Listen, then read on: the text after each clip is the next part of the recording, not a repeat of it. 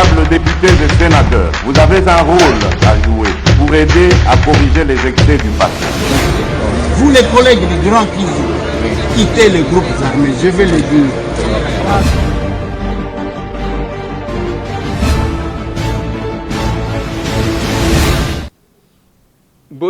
Bote lisusu bandeko nanga bino bandeko oyangai masolona député ya mukolo mwa lelo tokomi mardi oui 21 décembre 2021 dans quelques temps l'année va devoir se terminer mais pendant que mbula ezokende na suka Ferdinand Kambere akena prison akofete kuna to akobima déjà na 5 heures ao balobi convoi spécial biso pe tokende na convoi spécial nini yango baweleli makambo pe perdre mbwa simbwa masolona député bandeko na ngai eza makambo dossier à Goma plus de 4 personnes bakufi lobi plus de 11 personnes arrêtées presque 20 personnes blessées ezalaki nini bato bazalaki ko manifester contre l'entrée ya police rwandaise sur les sols congolais mais biso selon général Amouli bato wana bakoti te ba policier wana bakoti te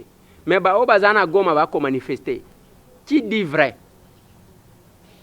c'est compliqué Moïse Katumbi Chapwe a komaki bien sûr to la kisaki bino quelques images lelo to kozongela mususu na kisangani boyoma carton plein ndenge tozolo baboye à Longwe après midi awa akena buta.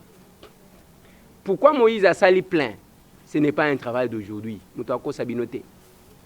Moïse, moi un jour j'étais aux États-Unis, j'ai rencontré une dame de Kisangani qui me dit Moïse, pendant qu'on était à l'université, Makambo et Salima Kakuna, il avait supporté Anemo Bimba ya étudiant na Kisangani Boyom. Donc, les actions au Moutoua Salak. Quand vous prenez cette foule-là, côté à Félix Antoine Tshisekedi Tshilombo, vous allez trouver la légitimité. Voilà pourquoi je ne cesse de prêcher que Batouana base à l'ensemble. Bino bolobité, marchandise et comment soki mutoye, dekalobi, ngana kobundisa Katumbi, allez, bozu poste, bon mamikie. Bokota la poste ango wana akosale loko mon côté. Ngai na kosili Katumbi, bozu poste, bon mamikie. Bokota eloko ezate anyanya wanyanya. Bande konangai. Est-ce que monsieur Kofongwa Maté? Kombo wane koma lokola. Moi je connais relation entre Batumi Balewan. Yanga na bangwe koza la tabo ete. Relation entre Moïse Katumbi na Félix Antoine Tshisekedi. Y compris na basi na bang.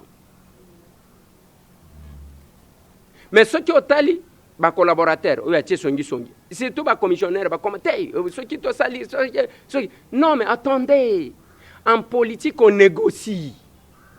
Moïse alobi wana que azana union sacrée mazakuna te pona ko cautionner makamunyo ce qu'on dit makamunyo ce nenge zali ko salim la même chose nangai na dénonçaka awa botika battons-nous pour que bandeko wana baza l'ensemble ça sera bien.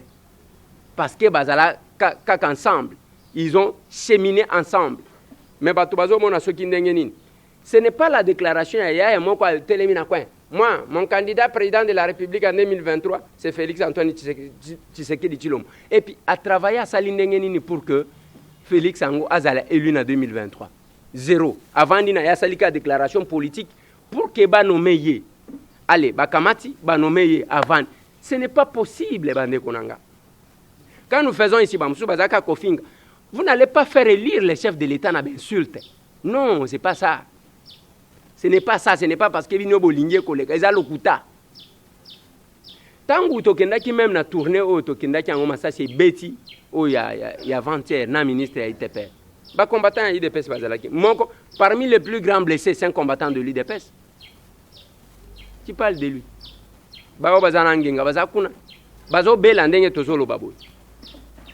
Bisonde tozo beta moto pour que ata moi médicament ya muke moi mbongo muke kende pour que basomba kisi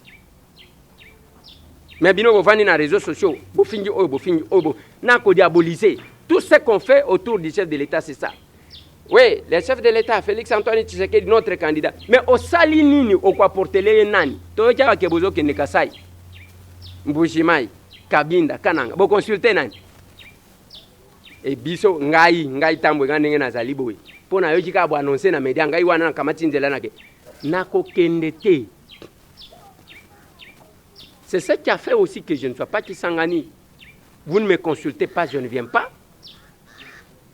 Nako yate. Bo associé média nangate. Nako tala bino image na bino nako zona kocha. Nazo cha katumbia, je fais les commentaires.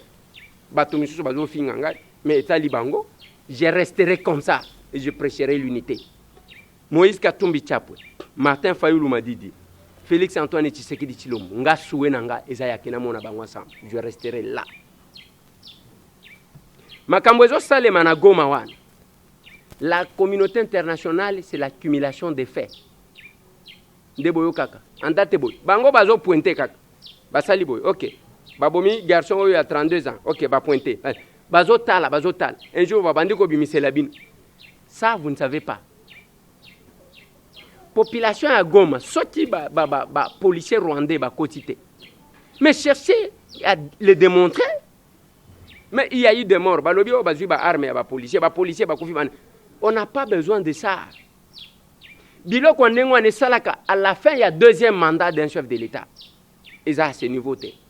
Jeune ba uchi kobom bazakun. Tout l'argent qu'on met à la formation, il y a ba policiers à nyanyawanya. Et le mon côté, ils ont salata et le côté.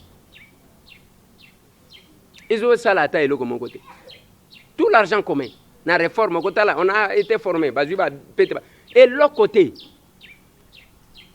où sommes-nous? Et qui va porter la responsabilité? C'est ça compliqué. Naloba qui m'a voyagé olympique. Naloba loba balaki sabiso fikin. Oto kotonga tala banda kuningi batai R+3 pour na jeu ya olympique. Jeu ya francophonie plutôt. Balaki sabiso après va déplacer o mabele wana za bien te toke ne kotonga na 20 mai. Baye ba tieli biso pano wana bozo mona liboso yani. Lelo komi wapi?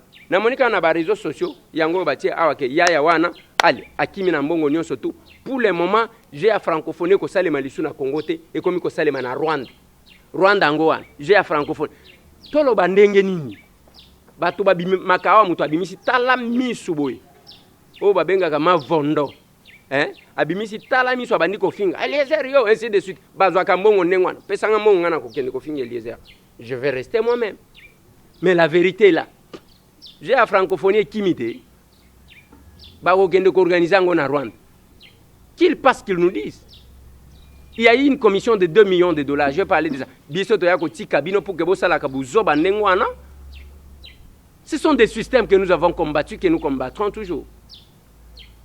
Batu, boko sa makamuna bino boko sa bogotala o batu ba o bazana Kabila. Barbara Nzimbi alongwa presse amona na kalisute. Tango yo dike Kabila sali batono. Akeite. Ake komona na ya. Le 20 décembre 2021, le président Joseph Kabila se porte bien, comme vous pouvez le remarquer. Non, le mandat. Il ne faut pas vous approcher de lui. Kangi photo ba telemi à s'assumer. Yene mtu azo filmer wana zoloba. Mozo kazoloba. Mutu na mutu awoji ko s'assumer, on impose personne ba makam. Ferdinand Kambere akena prison. Mwana mobali wana oyebi bakenda ki rencontre na bango ya PPRD. Et comme que yenda bengaki Ferdinand Kambere que il y a un livre où ils ont un vernissage. Il y a professeur Nyabirungu alinya pesa invitation. Ba ke kuna babandi ko loba binonde bozo boma PPRD. Ba weli makamuna ba ngombo swimbwa. Biso to monika vidéo. On a vandaki mutu abimika na sima ba minga mulani akobambo mulani kanene. Ça va se faire. Et Taliban. Et c'est la même chose. Théâtre comme on a Congo central. Vous avez préparé ça. Vous préparez Yango. Bozo liambongo pa atu matubwana. Bozo salaboye. Ndenge toyoka. Bozo liambongo ndenge toyoka. C'est le conditionnel que j'utilise. Si vous avez comme ndenge wana, lobi akete, alobi nzoto zo yoka biente. Tango batiki ye wana na teli bino azoseka. Azoloba. Na lingi boyoka azoloba tala kanga photo ko filmete ko film. Ouais, mon congi déjà des retours.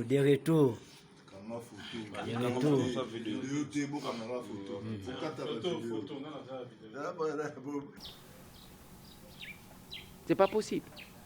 Et le pouvoir pour lequel les gens batangisa makila batu bakufa, batu bakangama. Bino, vous vous comportez comme ça. Biso tozo betaka maboko.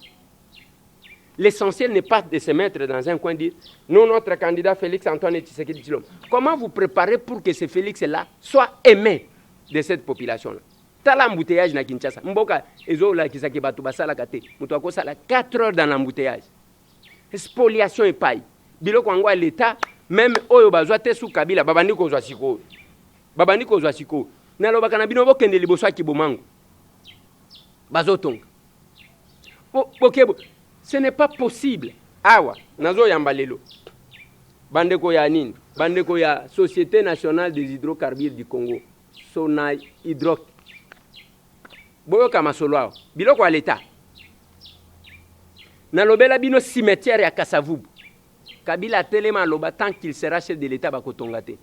Bakomeli bino. Ici sera érigé le grand palais de justice qui abritera les conseils d'État au nom de Tien Tshisekedi. Totelengana ne bimba Tshisekedi toza place à Okunda. Ti depuis bacha baposa première pierre ceux qui première baposa kutu bacha panowan. Basi babanda ta brique moko ya palang. Mais batu bazotonga bandako. Boni bino boy. Boni. Allez tobeta maboko tout va bien. Ah dosa. Ah tu as la carrière à l'hôpital. Oui, tu as la carrière. Précisément place nini. Na commune qui t'a mon la quartier du Sala. Ni nezo le cas. Ah tu as ma capitaine ya FARDC na ya la police na colonel Moron bazo à côté ka. Tu veux ba combo na bango. Bon oh ya ngana ebi combo za Jean Lambert. Jean Lambert za capitaine nani? Na Jansingo la casa de na Eric Sope na commandant Mukulu. Ah comme sur la présence la oui. Yango ye mutu aye awa alongola biso to kende pe to zolongola fimbu ese na mboka to Minyo sa musani na. Ngana za wikete. OK. Siko ozosenga l'État congolais sani pona bino. L'État congolais aye ba ko kota ko ebele ya bato to za awa. To kende wapi. OK. Olobiyo Eric Sope nani? Bonjour papa. Oui, bonjour. Il y a za muto. Obina nani? Ah toi na commune à Gitambo na quartier Lisala vers station Angela okende Shoprite. Ouais. Awa biso beta apriki awa toteka bilo na biso awa.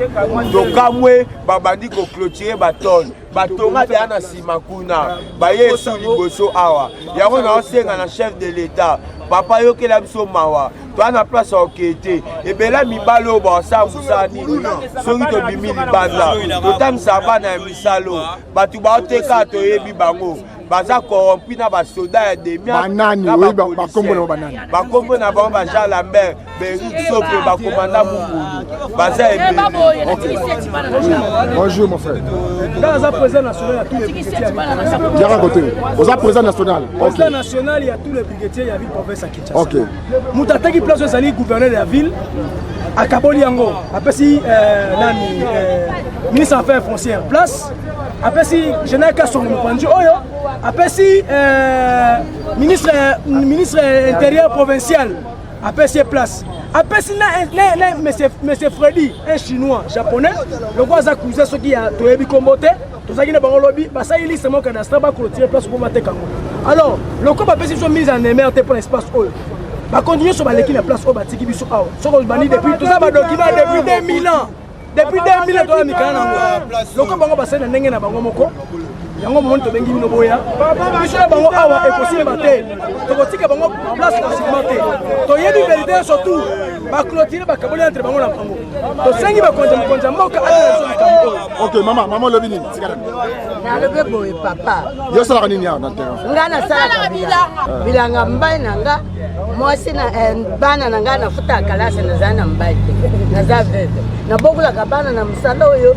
Mais si quand le second babumi yango on peut se côté ngubeke ya pamba matebeleke ya pamba biloko nyoso mabele ya leta ah babeka ngo place ni place osalia oye na tuzabo oh ma papa na biso yo bakeli yo okengela biso yango wana pe toza kotosa yo tala sikoyo baza kotindela biso badiabulu baya kobengana biso awa tala ndenge tokomi toza mpe na bana bakompanie eza te eloko moko baza kosala eza te sikoyo soki babumili biso kariere oyo tokokende wapi tala bana batokaka bazelo kwa baza kobeta babriki soki bobebesi awa soki bozwi bana oyo bakokende wapi bazongela mosala oyo baza kosala mosala likuluna bazongela yango so bafutaka biso te biso atoluka na motoki na biso awa ekomi so biso tosala mosala bakoma bando teka apo biso toluka mosala te biso ngai asala aya kuluna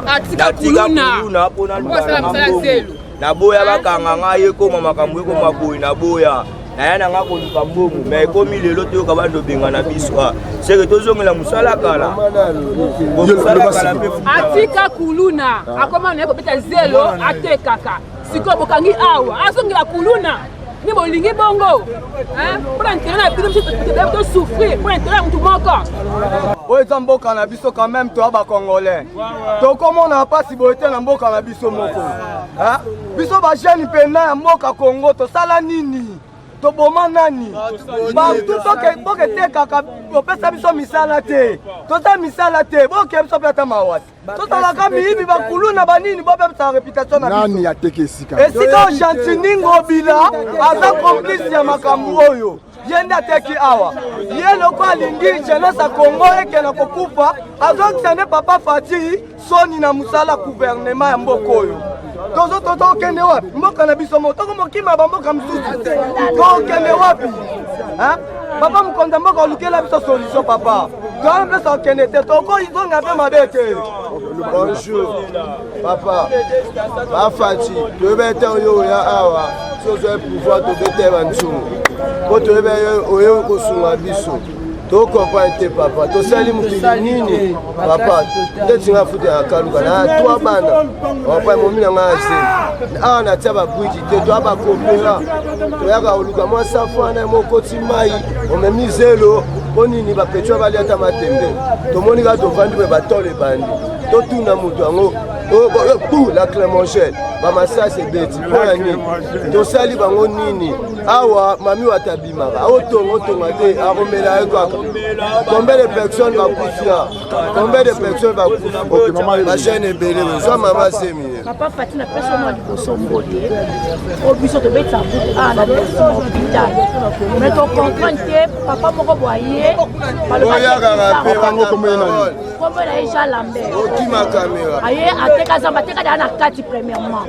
aye susu amoni aluli aye oteka place biso tobetaka buku te eteka malokola na deux parties yango toyepa na yo toyebisa yo mibali na biso batangi baklasse misala eza te awa tobokolaka eza kwa baentreprise toza moto na moto aza na place nabetaka brike aza na batu oyo ebokolaka na mosusu abeta mosusu atya zelo mosusu azobeta brike mpe sunga bango bana balongo na makanisi ya mabe etanke nanu bamisala emonani te sikoyo bango baye na bajip na bango bakamba kokaka bana bando komenase bango bakomi kobeta batoto nini biso tolongwa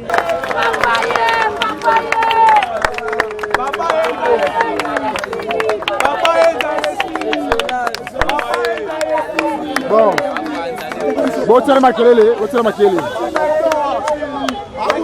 sikana makelele nanu oyokana mbote papa tomoni yo awa na Kitambo terrain oyo ekenda sango eza station bandeko babeta babrike awa place tozali awa eza terrain moko historique mpo na ville de Kisasa toyeba bandeko balobi place mosusu gouverneur ayaki awa etekami bato bazokita bakaboli balobi ke bolongwa awa kote ezokoma bandako ya bato yo molobeli député professeur Kitambo kombo na yebanaka te badepute ebele ya Kisasa oyo bakima bana Congo namoni yo ozwi charge tokotoka message na yo mwa espoir mpona bana Kitambo. Bon, message nange eza kaka na s'adresser d'abord na jeunesse oyo jeunesse na biso baza ko se débrouiller omoni bango nde baza bajeune bapréféré basala mosala na bango basala na artisanat baganye mpi na bango mais malheureusement baye komona ngai balobi ke na site na bango esika basalaka mosala baye kobenga na bango parce que il faut site oyo eservir na eloko mosusu. Je pense que et que ezalingi eservir na eloko moko ya intérêt ya bien moko commun nde balobaka mais naye korassurer bango ke en tant que molobeli na bango tokoyeba ensemble tomona bagouvernant tomona bakonzi ya mboka oyo pour que baencadre bango batia bango na esika oyo bakoki kosala mosala na bango convenablement donc baza wana baza koganye vie na bango il faut pas que todelaisse bango boye puisque na ndenge ezali boye ndeko oyo omoni boye nayebi ye na cadre ya bafabrikant ya babloc bafutaka bataxe na bango basombaka bapatente na bango ya baartisan tout ça mais toza vraiment dans l'obligation ya koyebisa baautorité baencadre bango c'est pourquoi na ye awa bayebi ngai bien naza molobeli na bango na kofonce ntina suka nalobela bango afin que badroit na bango ezala respecte droit mpe ya gouvernement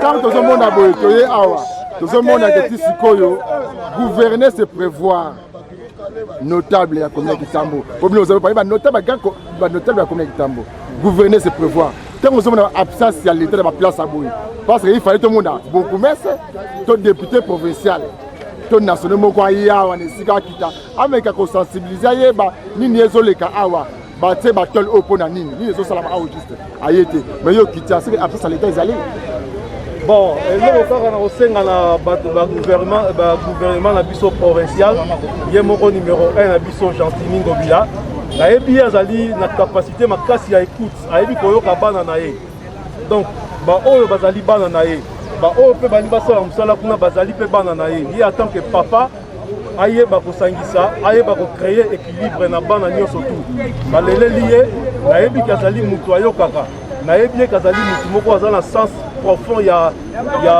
social je pense que interpellé gouverneur na biso ye moko accompagner expliquer population au makambo le cas je pense que toromeka kosenga na ye abousculer agenda na ye aya ko assurer peuple na ye oyo ezali peuple na ye bana Kinshasa bana Kitambo bazali wana po na ye pe donc baza na posa ayebisa bango à rassurer bango et puis à meka ko orienter bango esika oyo bakosala mosala na bango na kimia nyonso surtout. Ok, merci. Basala bilanga. Abato bandaki partout nyonso biso bazali bilanga. Balongoli biso balaki to kita kuna na se. To kiti kuna na se. To za bato to tanga. Hein? To tanga to sala po wala bi to dans l'esprit de créativité. Comme ba oyo bazo sa a. Bazo sala mosala po lobi bayi baté. Hein? Ceux qui vont malheureusement remplacer ma saleté, ce seront des voleurs. Hein? Vous avez mis à côté de Rwanda. Bakulu na bakoya embele, sikoyo bako débrouiller, todo débrouiller, to tangi, misala ezate. To fani ndenge wana tête le bibo, to créer quelque chose, on doit to ça. To ba do créer to sala bilanga na biso. Baya, balongo na biso to sala bilanga ngote. To vivre dans ndenge là-bas. Lokala kana za vivre. To vivre ndenge là-bas. Botika na banda na yamba bato ya comment bazaki ko benga bango hydro biloko wango change ka na we comment sona hydro bande ko bokota nan boza combien voilà bango yo bakoti baza mais bolo baki boko ya 5 boye 3 bon bobengani ba mususu non papa kombo na yo nani d'abord do bananu kombo to ibaka déjà kombo na ngai monsieur Dona Baba Nazali, président de la délégation syndicale nationale, il y a Sonaidroc, où il y a Société nationale des hydrocarbures du Congo. 2022, il y a Makambo. Baba Zolo. Hein? Ah oui. C'est le miracle de Dieu. Merci beaucoup. Bongo papa, comment on est? Na terme ya délégation na biso bakobenga nga camarade Bimpangu Ison Garaf nazali président ya intersyndical ya Sonaidroc, c'est-à-dire les 5 syndicats qui sont représentés là-bas. Président ya intersyndical. Mais yo lobina délégation syndicale. Intersyndicale. Oui. Délégation syndicale. Oui. Différence c'est la nini? Ezali pour la carte de la société, vous qui avez 2, 3, 4, 5 ou plus de syndicats. coordination sikoyo de intersyndical. Sikoyo délégation syndicale. Membre d'un syndicat délégué. Oui, mais qui a gagné plus les élections par rapport aux autres formations. Ban syndical. Et attendent où il y a une action commune et que les syndicats se mettent ensemble. Bon, on est ébipé. Papa, comment on a? Comment on a un langage syndical ndeko ou camarade Ja Tunda. Yoko ya permanent ya membre ya intersyndical ya société Sonaidroc SA. Sonaidroc angonde Kohydro ou bien ezamusus des alaki Kohydro. Et bandana Petro Zaïre. Ah, Petro Zaïre o toyoka Petro Congo. Petro Congo sikoyo okoma tangu Congo zongi kombo ya Congo. Ah. Donc et bandi Petro Zaïre, Petro Congo et commune Kohydro Sonaidroc. C'est quoi changer ka bakombo pona ni? Ba konzinde ba kopesa biso. Biso to basali. Bozaya solo ke bozaba tu ya Sonaidroc. Oui.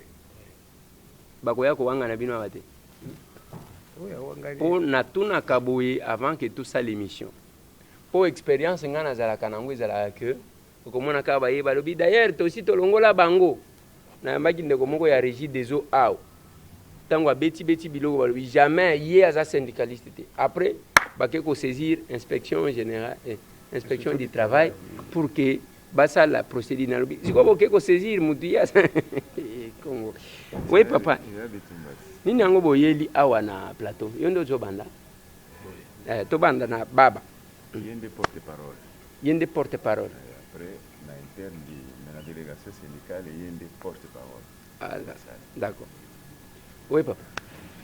Boye, honorable Eliezer, toye awa masolo tozanango awa na député ezali masolo ya spoliation ya parcelle ya Sonaidroc SA. O ndenge tobandi kolimbola na yo ebandaki na Petro Zaïre, Petro Congo, Kohydro lelo ekomi Sonaidroc. Tozali na parcelle, s'il faut dire une partie de la parcelle na Kingabwa, Limité, avenue de la métallurgie numéro 2. Nde ezali na kati ya koespolier na moment oyo. Mais somo na biso ezali réseau ya baspoliateur wana bazali kozwa bénédiction ya bakonzi mosusu ya ekolo. Mais liboso ngana kota na mozindo nalingi ko remercier très sincèrement le chef de l'État, président de la République, Son Excellence Monsieur Félix Antoine Chilombo, na oye asali pour la société Sonaidroc, apesi biso subvention, société ezalaki na nzela na kobunga, kasi na volonté na ye ya kotombola société à l'État, apesi subvention pour être société ezwa fonds de roulement pour se relancer na kati na ba activité nango yango topesi ye merci mingi ngai président ya délégation syndicale nationale ya Sonaidroc elongo na basali nyonso ya Sonaidroc topesi longonia topesi merci mingi na papa Félix Mokonzi ya mboka na oyo asali esuki kaka na société te kasi tikino mabota na biso yango tolobi le peuple d'abord ezali slogan te mais ezali misala o eza komona. Merci mingi. Ouais. Papa, avant que tu continues na lingina pesa maloba. Bandeko, tozana kacha masolona député. Je pense que sur ces plateaux, na yambape ndeko ya STP ex Onatra. Aya aloba ba nombre ya ba immeuble oyo société wana. Azalaki na ngona ndenge bayi. Ngamo kona kita sur terrain premier jour batravailleur basupporta même pangai tellement que bazalaki na kanda après naye komema bango epasama lukonde. Parmi les promesses ya sama ezaka moko asala ya kolongola comité de gestion, mais le reste asalaki ti lelo ezate mpona korécupérer biloko ya l'État. Lelo awa nazana bandeko oyo ils ont saisi le bureau de l'Assemblée nationale, le président de l'Assemblée nationale, on a un membre. Mémo de la délégation syndicale nationale à l'honorable président de l'Assemblée nationale. On nous a saisi à travers notre président. Biloko bazoya kolobela, eza makambu, yandaku ya mutute, ya yete, yangate, ya président de l'Assemblée, eza ya biso nyonso parce que eza ya l'État. Papa loba likambu na yo. Merci beaucoup, ndeko député. Nalingaka ntango babengaka nga ndeko Eliezer parce que ki député esilaka ki ndeko esilaka te. Toyewa po ke opinion eyeba makambo ezoleka na kati ya kompani wana. Camarade lokwa tolobaka Eliezer alobi yango. Toza devant un problème, toza kosenga awa boyeba yango très bien, elobi spoliation très sévère. Il y a une partie à concession de la société Sonaidroc na Kingabwa sur l'avenue Métallurgie numéro 2. Pour que vous ayez likambo parce que tout le monde a dit kokala n'était et ça na genèse, c'est-à-dire historique. Tout le monde qui a compagnie Sonaidroc et bandi na Petro Zaïre depuis 1981. Sur Petro Zaïre et ça là pour acquérir concession wana et ça là s'est divisé en deux. Une partie Batongi Garage et une autre partie qui est querellée aujourd'hui, bâti en réserve, il y a des bouteilles à gaz, parce que le gaz est allié au pétrole. Alors, on a bâti à concession en pelouse pour que Ebandako ou un magasiné n'a pas stocké des bouteilles à gaz. Et ce qui est très très important à retenir, ils ont que concession clôturée. Le pango penza ba clôturé en ezate ke eza terrain ya vide d'été, ezaki clôturé. Lelo toza kokamwa que lupango wana ekomi ya mutu pendant que donc bakoti na kati ya lupango eza clôturé. On dit toujours en droit ce qui est clôturé est pris ou appartient à quelqu'un. Ouais. Donc tokokamwa que mutu aya déjà kokuta clôture ezali atombola musafike ekomi lupango na ye. Tokomi français wana balobi c'est un bien 100 mètres. Mais maintenant c'est lui qui a mis la clôture là en question. Qui il est? Azanani wana parce que ben kay kilomètre parce que balobi 100 mètres. Bon. Maintenant lelo likambo ekomi ndenge nini parti wana ndeza spolier na bato bazana mbongo. Balingi baboto la compagnie parti wana ekoma ya bango. Mikanda ezali ebele awa tokokota na kati te. Mais sika siko tukosenga boyeba penza ke za spoliation. Lupango wana baza ko spolier sikoyo eza na numero na yango eza pe na entrée moko oyo eza komene na lupango wana tandis que ba oyo baye komiti ake komi ya bango baza kokota na entrée il faut kota na ebale oye na bwatu nde okoti na kati ya lupango wana. Alors on se pose la question cadastre nini epesa ka mutu lupango oyo eza na entrée ya mai, c'est-à-dire oye na bwatu olie oya na voiture lokola mapango nyonso eza kosalema ndeko Eliezer nano tosoki nano mpona kopeta mwa précision wana. Papa bakisa mamuki na kokamwa mingi ndeko Eliezer ntambwe fona benga yo boye ntambwe azali nyama mabe akanda et l'état aza kotala bazali koyiba mabele na ye mabele ezali ya l'état compagnie ya l'état mais ba individu na ba policier bakamati eteni ya mabele ya l'état bazui yango na makasi l'état aza kotala yango l'état yango nde nani l'état aza wapi ndeko Eliezer ezali soni mawa mingi pe na mboka na biso on dirait tozalaki kovivre na batéâtre na batéâtre théâtre na théâtre toyebi te yango moni totali justice apekisi que bakota basala eloko moko te non bapolicier na mutu wana un individu spoliateur baye babuki et nyonso ezali kotinda bango ezali mabele zelo ezali kuna commerce mbongo likambo na zelo makambo nyonso donc parce que c'est un endroit stratégique hautement stratégique tokosenga na yo mpe okita otala yango komona que c'est un site stratégique donc na yango tosepeli ndenge toyepa na yo parce que yo mpe ozali moko ya moko ya batomi ya basali ya bakongolais na kati ya parlement botelemela likambo oyo. Merci beaucoup. Nazo Tanga Memo nous a adressé ou adressé au président de l'Assemblée pour une brève historique. La Société nationale des hydrocarbures du Congo, Sonahydrac, SA en sigle, ex-Cohydro, ex-Petro-Zaïre, était depuis 1981 propriété de 2 parcelles contiguës, 62-27 et 62-49. La première avait un certificat d'enregistrement et l'autre avait un contrat d'occupation provisoire. En 1992, les 2 parcelles ont été réunifiées, ainsi le numéro susmentionné ont été annulés pour donner naissance au numéro 10-512, alors couvert par les certificats d'enregistrement vol.AE.9, folio 173. En 2006, pour raison des changements de dénomination, le certificat d'enregistrement décrit ci-dessus a été remplacé par celui portant vol AMA 68 FOL 130. Curieusement,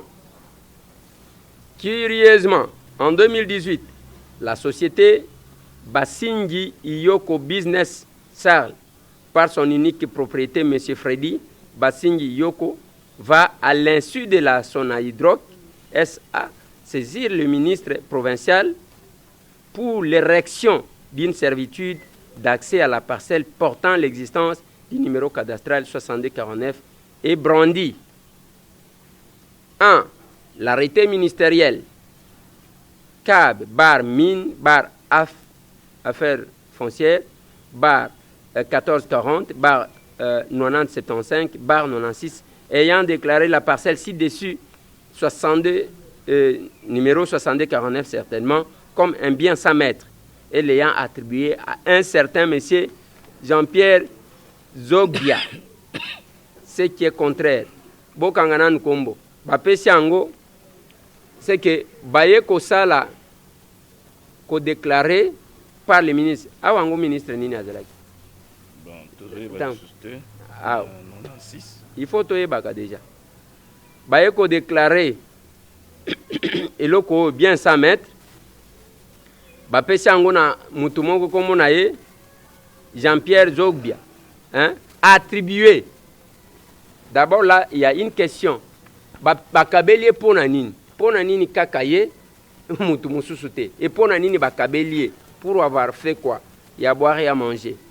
Aux dispositions de l'ordre de l'ordonnance numéro 84-26 du 2 février 1984 portant abrogation de l'ordonnance numéro 74-172 du 2 juillet 1974 relative aux biens abandonnés et biens sans maître. La note circulaire numéro 011/2020 du ministre des Affaires foncières qui interdit la pratique de récupération des biens sans maître car étant source d'expoliation. Un contrat de vente signé entre ces derniers, M. Basingi Iyoko Freddy, et un contrat de concession ordinaire numéro 024 établi au courant de la même année par les conservateurs des titres immobiliers délimités.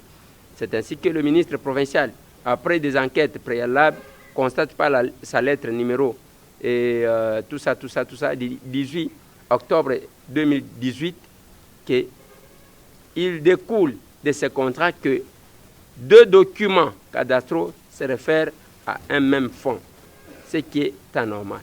D'où la nécessité d'une clarification. Et c'est la Genève du litige. Bon, na ligne nalo, na tunaboy, papa. Nazo tunabino soki nani ako répondre. Pour le moment, lupango wangu mutu wazo luka servitude. Oya akoma kokotela na ndela mai. Kombo ni nani? Kombo na ye monsieur Basingi Iyoko Freddy. Ok. Basingi, bosi bomona ye? Ye amona na babutu. Ayaka na nzela ya mai. quelques-uns oyo batravailleur bazalaka kuna na butu neti oyo basalaka na babateau na biso basalaka bagarde nde bamonaka ye rarement na butu mokolo plan mazoya na butu ayaka kaka na butu. mais sikoyo monsieur bosi bomena banquête mpona koyeba monsieur Jean-Pierre Zogbia eza nani? Monsieur Jean-Pierre Zogbia c'est un figurant eza kaka kombo moko babambi boye amonanaka te ayebani pe te. C'est pourquoi okomona même jugement oyo Freddy Bayo Iyoko a gagné yango par défaut parce que Zogbia azomonana te. C'est un figurant. Ok. Bino bosi bomene quelle démarche pour récupérer sur le plan judiciaire, sur le plan légal? Bosi bomene quelle démarche pour récupérer eloko na bino tangu bomoni kaka moto abimi boyeke eloko ekomi ya biso? Ndeko honorable Eliezer, tozali na ba démarche oyo tomene pona te récupérer lopango ya biso oyo Jean-Pierre Basingi ya liboso oyo ayebanaka te, c'est ça? Oyo amonanaka te, mais amonanaka lokola éclair na butu kaka.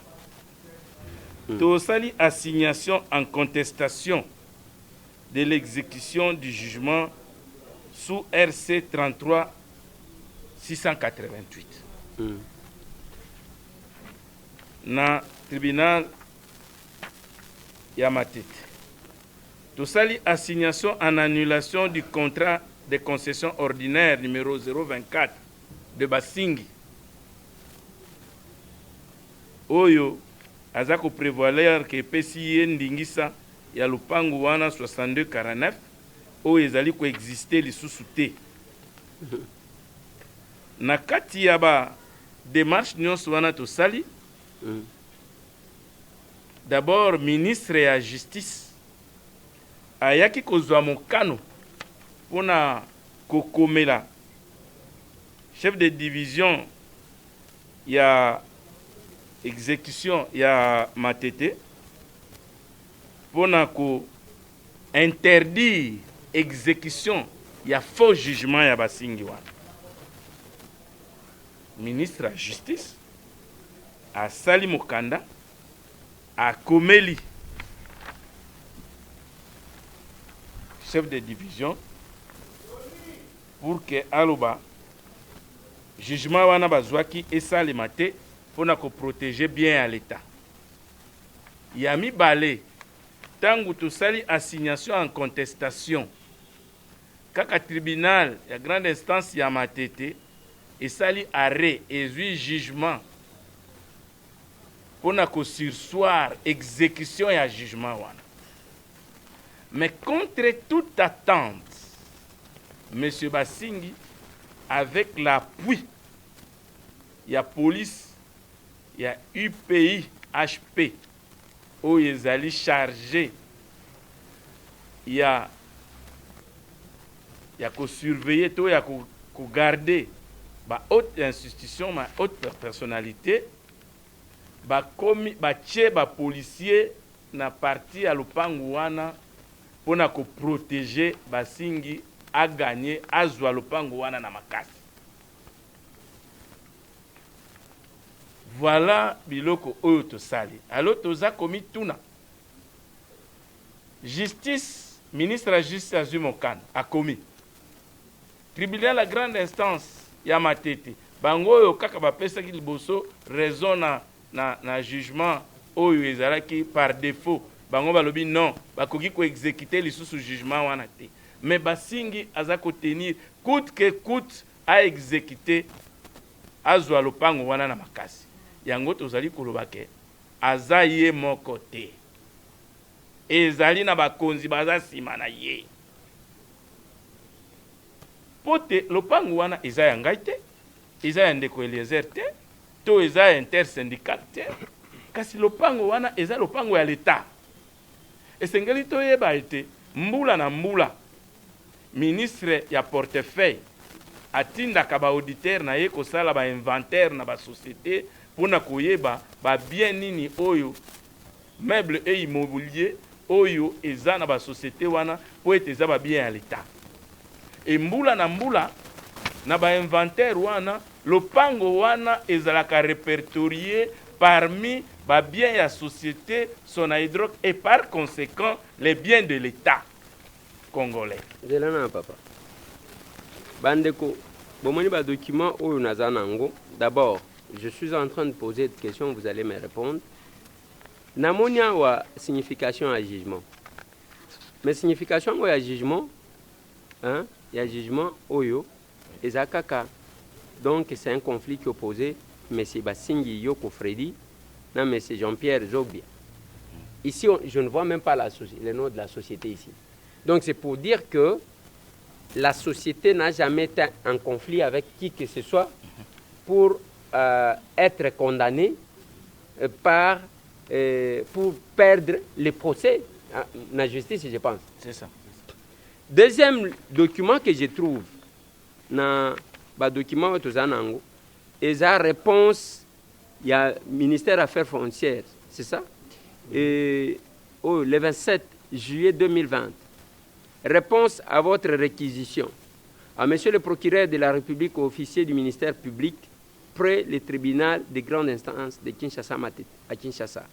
Monsieur le procureur de la République, faisant suite à votre réquisition d'informations mieux reprise en marche, j'ai l'honneur de vous informer, après vérification dans nos bureaux, il se dégage que la parcelle numéro 6249 provient du morcellement de la parcelle numéro 6135 du plan cadastral de la commune de Limité, à ce jour couverte par les contrats de concession ordinaire RCO 024 du 7 septembre 2018 établi au nom de la société Basingi Iyoko Business SAR pour une superficie de 1 hectare, 22 à 35 centiaires 15 centièmes.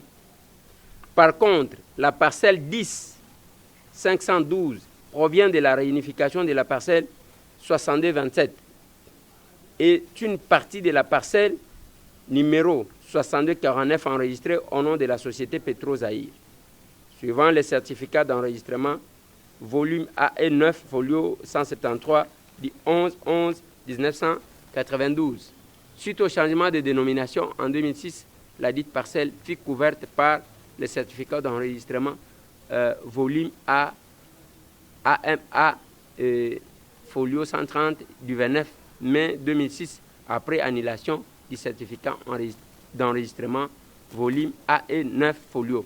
Étant donné que la parcelle numéro 6249 avait fait l'objet d'une réunification en 1992, il ne pouvait plus réapparaître en 2018. Mais Oyo bakomeli procureur. Nasima ya kokomela procureur. Parce que ça c'est quand même clair, non? Oui. Là, je sais que les créateurs de droit, c'est les affaires foncières. Le parquet ne crée pas les droits, à ce que je sache. Dis-moi que Makambo est changé. Le parquet ne crée pas les droits. Mais maintenant, après avoir reçu ce rapport, qu'est-ce que le parquet a fait pour le moment? Pour le moment, quelle est la position de la justice vis-à-vis? Il y a parti, il y a Lupangu Nabino, il y a clôture Moko, où il y a là-bas de ces conflits. Parce que ceux qui n'ont insisté, n'ont posé question à Ndengwan.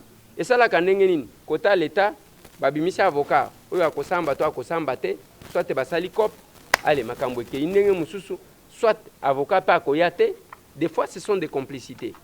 À ce niveau, après ce rapport donné, quelle est la position de la justice Nakacha Lupangwa? C'est la question que j'aimerais avoir une réponse claire. Merci, Ndeko. Position et la justice, nalobaki que justice, après la démarche, oyo Sonaidroc et Sali.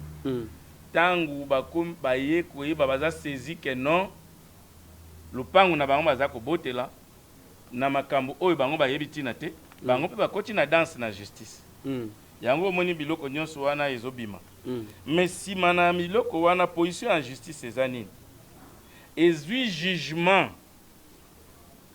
ya tribunal ya grande instance ya Kinshasa Matete mpona kosursoir exécution na yango jugement rendu par défaut, c'est ça? Par défaut, oui. Oui. Justice estima après vérification wana que il faut beau sursoir nanu pour que tout le monde likambo clair bo exécuter. Voilà. OK. Document jugement ngo yango. Na kati ya document na wana peza. Bato parti ya basingi oyo bazwaki document oyo bakizaki réaction yango na kati. Okomona le jugement c'est un jugement avant dire droit. Sénat DD, oui. Donc, au monde sous bassement numéro 9, qui est na suka commande. Donc, basui jugement pour sursoir l'exécution. Mais basingi na ba complice na ye balingi koyoka yango te. Balobi non bango faut ba exécuter kaka coûte que coûte. Jugement wana mais na lupango oyo eza ya Sonaidroc.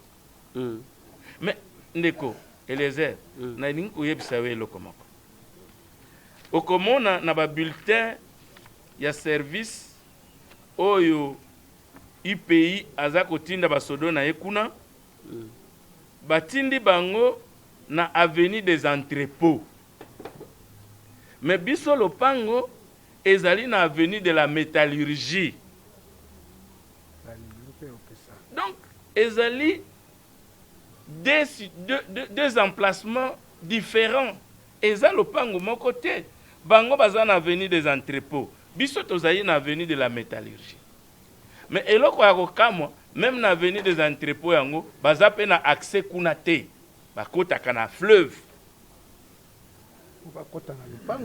Bakota na lupango oyo bango bazali kowelela. Bayaka nde na fleuve. Bakotaka nde na fleuve. Bakomi avenue des entrepôts. Bulletin yango, bulletin ya service yango, ya IPIH. Oyo pe tokotuna général Dodo Chinyama parce que il s'agit de l'unité de protection des institutions et des hautes personnalités. Bon, na habité ceux qui makambo yo ke kosani. Balobi itinéraire.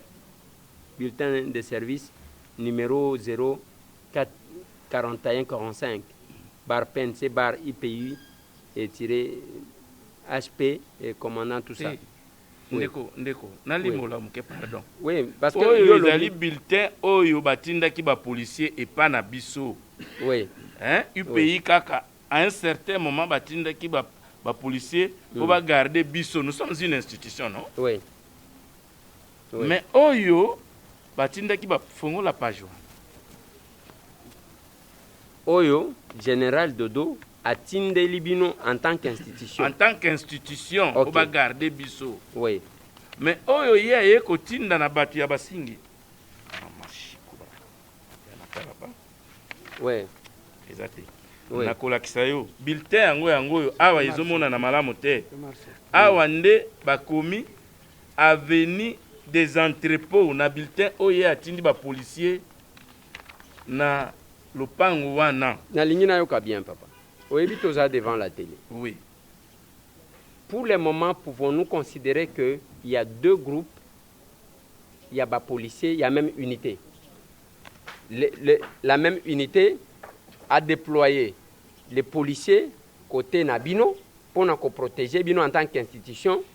De l'autre côté, la même unité a déployé les policiers pour nous protéger les spoliateurs. À un certain moment, ils allaient qui bongo. Oui.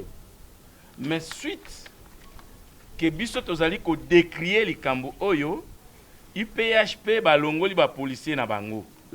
Na côté na biso. Batiki bango kaka na côté ya monsieur Basingi. Pour ba protéger ye na lupango oyo bazolinga ko expolier. Biso na ndenge na biso to moni ke bazali ko pousser ndete ko contacter unité à Bapem.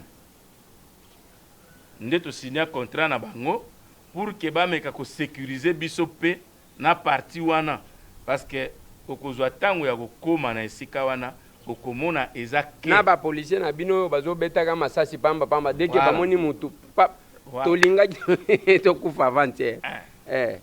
Donc eza ke oyo erenir concession mobimba wana banda suka ti suka tozali na babato misato oyo edeservaka arrière pays na produit pétrolier nde evandaka wana nde babarge nango ezalaka na ke wana me bango bazwi parti wana ya lupangu wana me ke wana nani asalaki yango me babato na biso babarge ekovanda wapi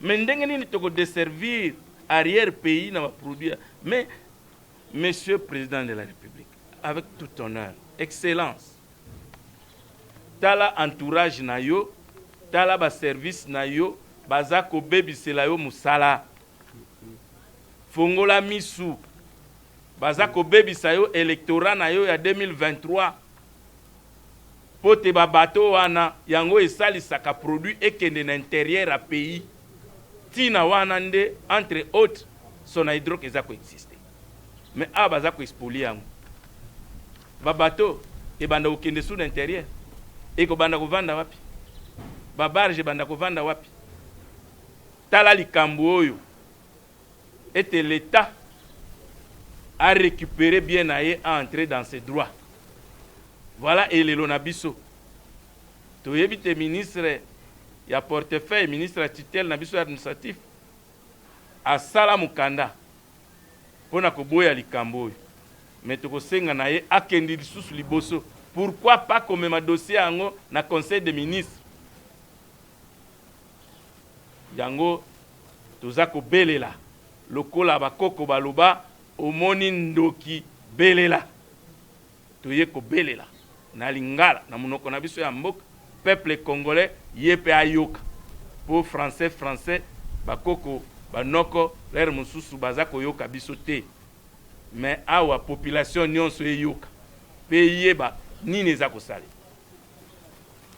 Merci papa nalingi bobakisa mwa muke parce que tokomi presque à la fin de l'émission ozana liloba nini ya kobakisa liloba kobakisa eza boye dekolezer eza lokola nkoi mibale baye kubunda na kati ya zamba ya moto na kati ya elanga ya moto basingi na zogo baza kuswana sikopo oyo nde alobake eloko eza na ngai oyo alobake ezo eloko na ngai mais problème ezali boyo ememi biso insécurité oyo bacréer na espace wana eza kotinda ke biso basali ya kuna toki ata kutu kosala lisusu ata meme un pas ya kotala installation na biso mpona nini ekomi na maboko ya bato par le jeu de passe-passe jeu ya passe-passe c'est-à-dire jeu kaka ya mikanda oyo mais tokozongela toujours en insistant que lupangu wana ezala na clôture depuis 1981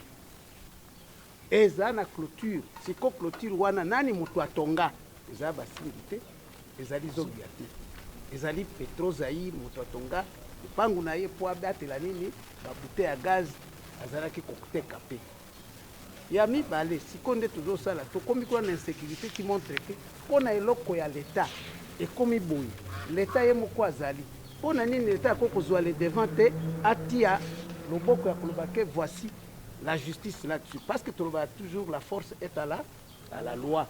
La loi signifie le droit signifie ce qui est clair et établi.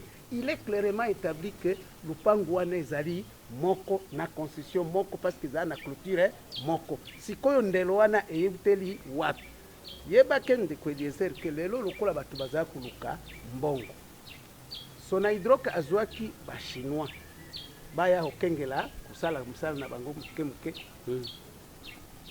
nalingi kokomplete ndeko mpona likambo ya bachinois mpo bato mosusu bakoya kokotisa maloba mabe na kati nzela ya mai wana ya fleuve wana ekawukaka à un certain moment bamasuwa na biso moyen kota eza te na époque kala tozalaki koluwe badrague mpona koévacue sable na tronçon wana po epermettre bamasuwa na biso ekota mais sika wa contenu ya badifficulté tomoni ndeko moko ya chinois azoluka a exploiter sable alloué pa na biso na eteni ya mabele wana po exploiter sable. Biso tolobi to sauter na occasion wana tolobi au lieu de louer drag et yaka kolongola biso zelo, c'est une opportunité. Tozuye dans l'entretemps azako évacuer biso sable national wana et de l'autre côté azo futa biso loyer. Donc la société bénéficie doublement.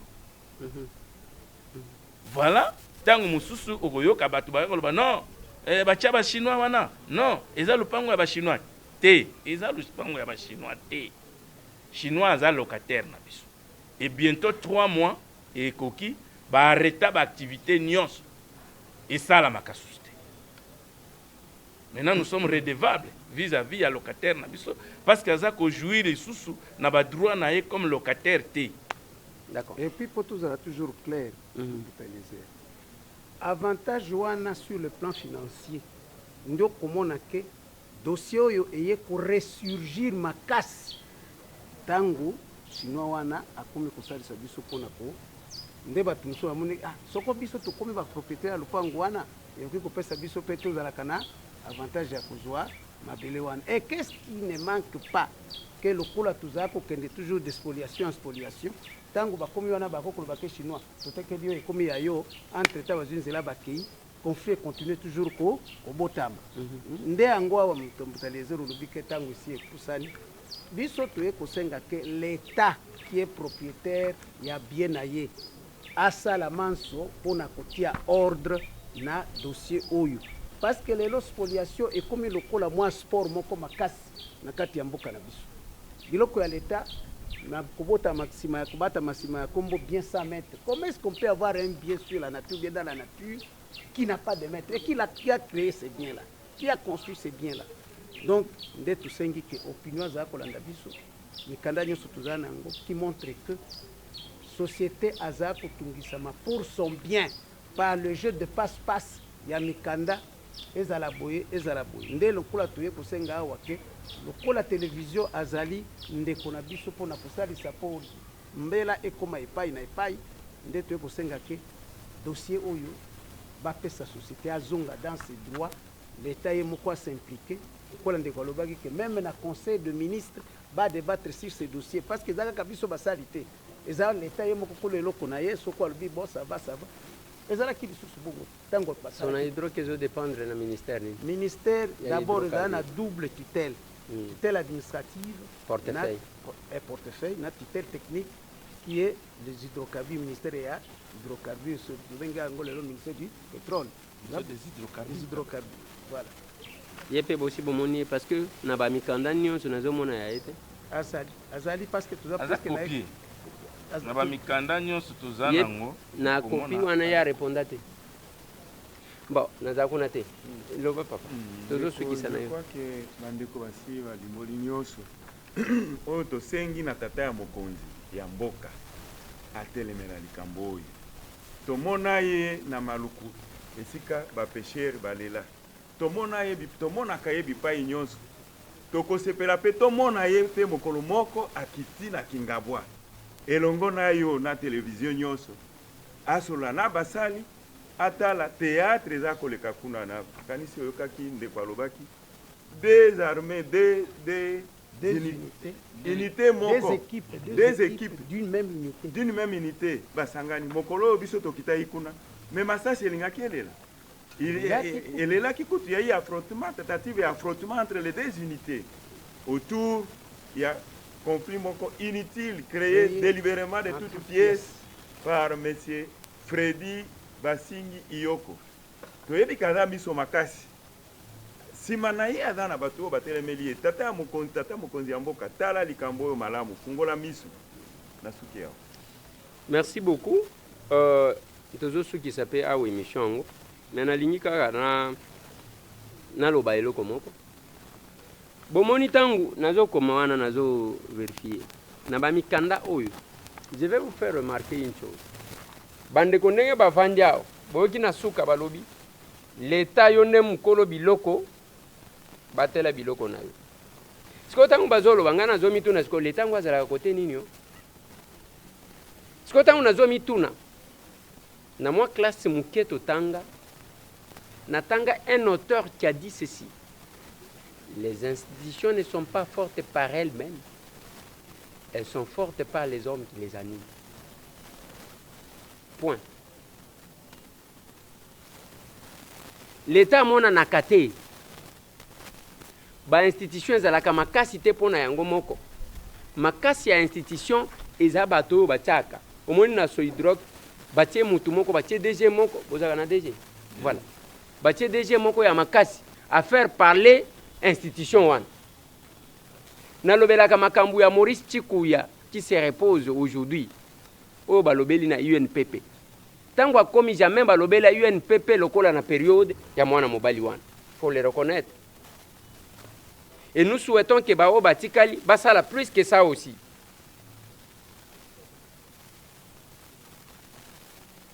Et ce qui otali na structure nyonso okomona kaka même eloko soki ezalaki koyebana te mutu moko boya simbi eloko yebani na. Ndenge ndeko nanga Augustin Kabuya aloba nanga un jour alobi ndeko mutu na mutu azaka na étoile na ye. Tangu bachenga ikaka porte-parole ya UDPS batu nyonso makelele depuis na longwa poste wana elongwa te ezala kaka est-ce que yo kaka ngo lisusu batu bazolobe lelo na komi secrétaire général batu bakomi poste ya ki général même soki balongolinga batie place moko kaka nakendaka na tongo na kekotala mai okomona kaka te place wana azwaka bambisi. J'ai dit mon frère Ozana a raison. Ce qui va pèser aux responsabilités. J'ai la lettre ici, ce qui m'étonne. J'ai la lettre, je dois féliciter ce gens. Vice-ministre Takaïche Ngumbi, vice-ministre de la Justice. Akomaka Awa, à lobby, à sengi surséance et à exécution à la justice. Il y a jugement. Nazana lettre Awa, il y a portefeuille, il y a Del Caïn. À réagir, bien qu'à condamner na katiwana campagne à Bandeko Moussousou, mais à réagir à lobby que nous devons sécuriser. Monsieur le ministre des hydrocarbures, Makambango Yango. Mais c'est quand même impossible à déclarer bien 100 mètres. Mais Nakatia Lupangu, mon côté, na clôture, c'est tellement flagrant que, à ce qui m'outouaza, Zoba, au Kosala Yangote. Et puis, Bakomba Bato, Nazozela, Monsieur Nani, comme on a eu Freddy Basingi Iyoko. Nazo souki sa commentaire wan. Ce qui ont un éclaircissement au Kiawate, Yakoya Kopes, Bangwana Balobike, Yomona Nakate aux Alakaka, Otambolaka na Butu. Bon. Nous, Yosam Kolwelo. Ce qui ont une version, et le comment quoi Kolob, Oyo Bandeko, Bakoselio Lika, Totikelio, Totiki Open, Oya Korepon. Oyo gagnant procès, mais c'est ceux qui ont bien. Azalaka côté nini. Ce sont des questions que nous attendons, des réponses que nous attendons. Mais je vais continuer à insister au niveau de la justice Nabis. J'ai dit, les institutions ne sont pas fortes par elles-mêmes. Bino animateur, surtout l'appareil judiciaire, c'est la justice qui élève une nation. Ceux qui veulent même côté Kamboka Oyo, beaucoup côté Kanabino.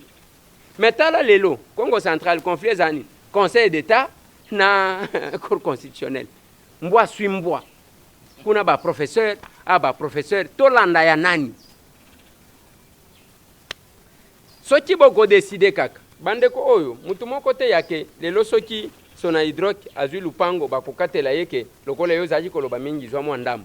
Hein? Bakokatela mutu te.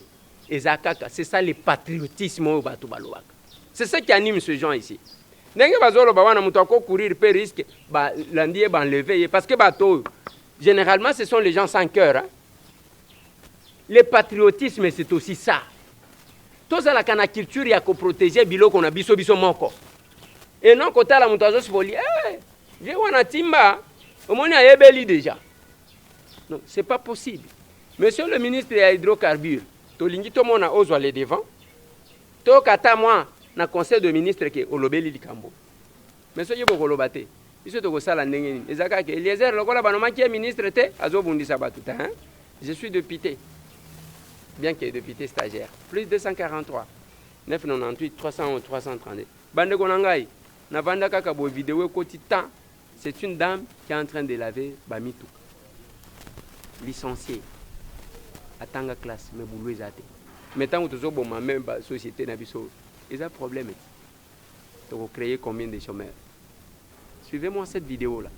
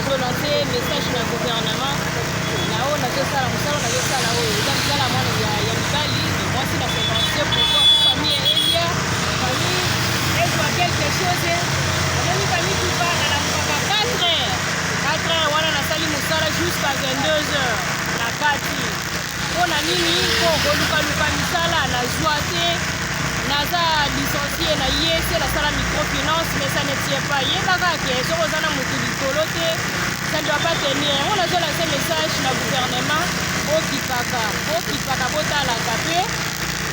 Nous devons évoluer dans Mboka na biso et surtout pour investir dans Mboka.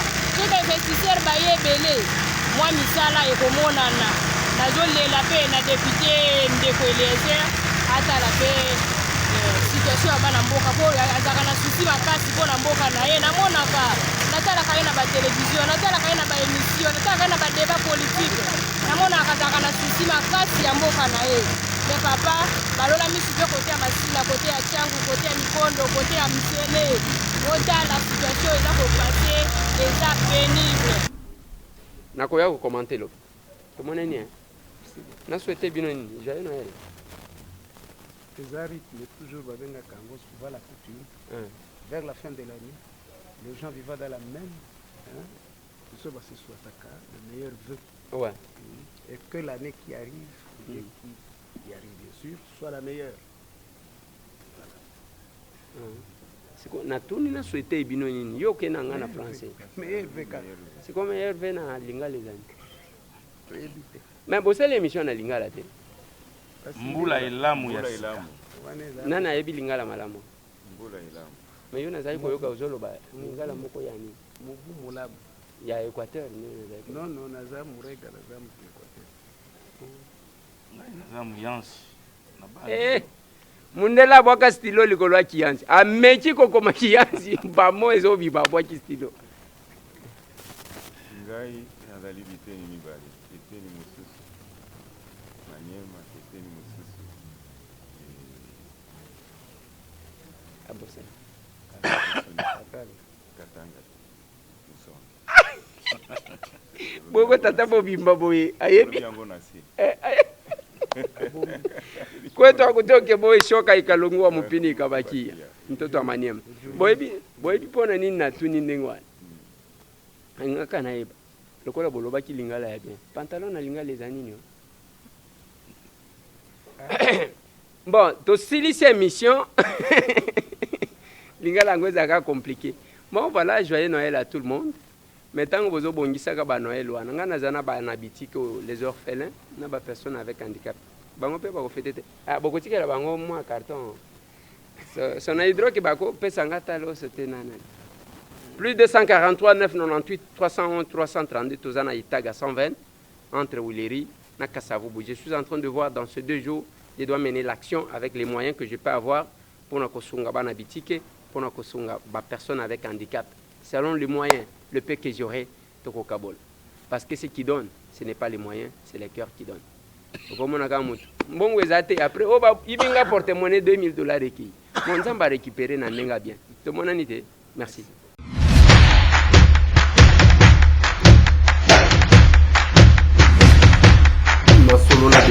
Honorables députés et sénateurs, vous avez un rôle à jouer pour aider à corriger les excès du passé. Vous les collègues du Grand qui quittez les groupes armés, je vais le dire.